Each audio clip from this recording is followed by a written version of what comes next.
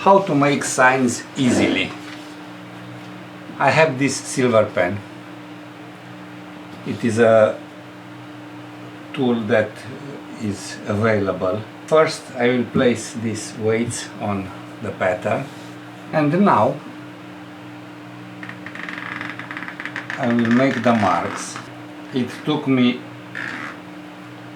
a few seconds, and now I have to tell you something. You have to use a thin cardboard, because if you use plastic like this, the sign will cease to exist. The paper makes the mark like this.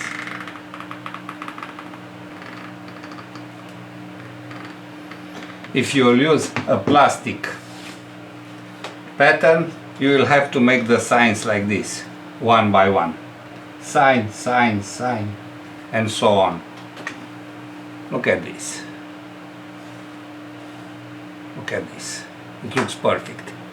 All the signs are here in less than 1 minute.